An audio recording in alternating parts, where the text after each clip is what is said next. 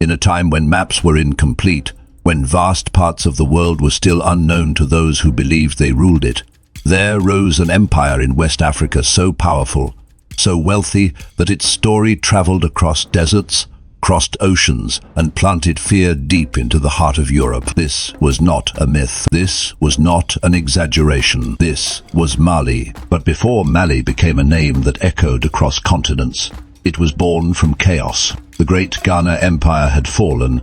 Trade routes that once carried gold, salt, and prosperity were broken.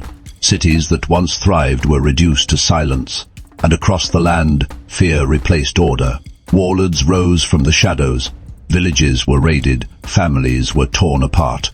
The land, once known for its wealth, became a place where survival was uncertain. And in the middle of this broken world, a child was born. His name was Sundiata. No one saw greatness in him at first. As a boy, he was weak. He could not walk. While other children ran and played, he remained on the ground watching, listening, enduring. People laughed at him. They whispered behind his back. Some even believed he was cursed.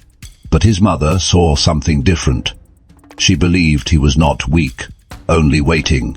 Years passed and the ridicule grew heavier, until one day something inside Sundiata broke, not in defeat, but in defiance. He called for an iron rod. With trembling hands, he gripped it. His body shook under the weight of effort.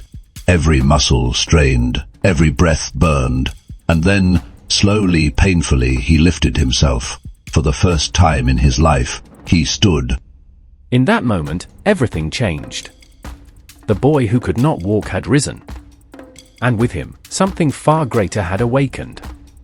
But destiny does not reveal itself without resistance. At that time, the land was under the control of a powerful and feared ruler, Sundiata Keita. A king surrounded by mystery, whispered to possess dark powers, a man who ruled not just with strength, but with fear. Kings bowed to him or were destroyed. Villages paid tribute or were burned. His name alone was enough to silence entire regions.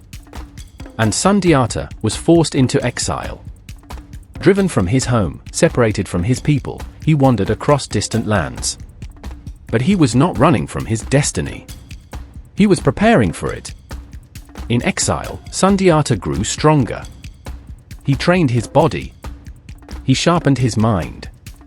He listened to elders, learned from warriors, and built alliances with those who also suffered under Sundiata's rule. Years passed, and the boy who once struggled to stand became a man others were willing to follow. Whispers began to spread. The child had returned. The lion had awakened. The one who would challenge the sorcerer king was coming. And eventually, he did. Sundiata returned, not alone, but with an army. Not just soldiers, but believers. People who had lost everything, and were ready to fight for something greater. The moment of truth came on the battlefield of Kirina. Two forces stood facing each other.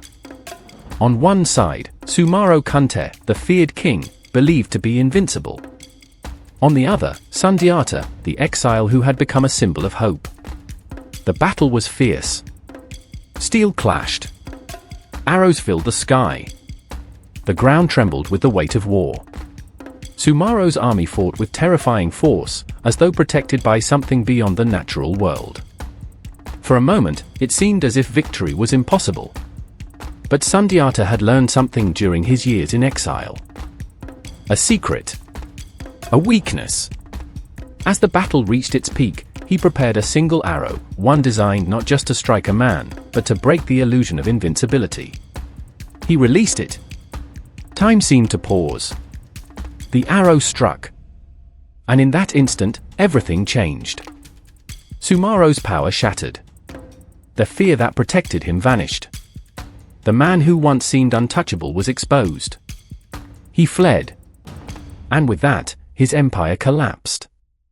On that battlefield, Sundiata did more than win a war. He changed history. From the ashes of conflict, he united the land and founded what would become one of the greatest empires the world had ever known, the Mali Empire. But Mali was not built on conquest alone. It was built on vision. Under Sundiata's leadership, trade routes were restored. gold and salt flowed once again across the Sahara. Laws were established. Order returned. Unity replaced division. And over time, Mali became more than a kingdom. It became a center of power, wealth, and knowledge. Cities rose from the dust. Markets thrived. Scholars traveled from distant lands to study, teach, and exchange ideas. And then came a ruler who would take Mali's influence beyond anything the world had ever seen. Mansa Musa. His name would become legend. When he set out on his pilgrimage to Mecca, he did not travel quietly. He moved with thousands of people, soldiers, servants, scholars, and with unimaginable amounts of gold. As he passed through cities like Cairo, he gave generously. Gold flowed from his hand so freely that it flooded the markets, lowering its value and disrupting entire economies.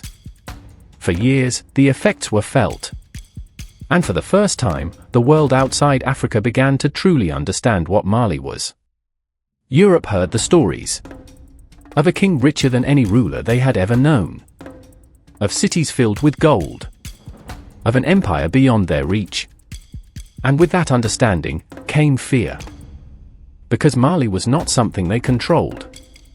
It was not something they could easily conquer or influence. It was powerful, independent, unpredictable. To some, it was a land of opportunity. To others, it was a threat. Maps began to change. Mali appeared on them, not as a rumor, but as a reality. A symbol of wealth and power that demanded attention. At its height, the Mali Empire stood as one of the greatest civilizations in human history. Its influence shaped trade, culture, and knowledge across continents. But like all empires, time moved forward. Leadership changed. Internal struggles grew. New powers began to rise. And slowly, the empire that once shook the world began to fade. Yet its story did not disappear. Because Mali was never just about gold. It was about resilience. About a child who was underestimated, who rose beyond every limitation placed on him.